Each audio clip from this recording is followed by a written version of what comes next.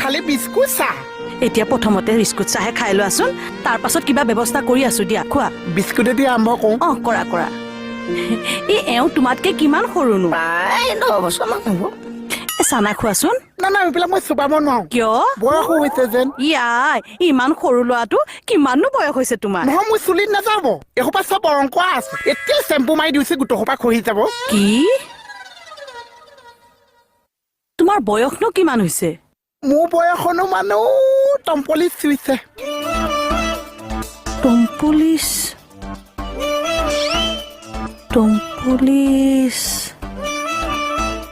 মানে 45 চুইছে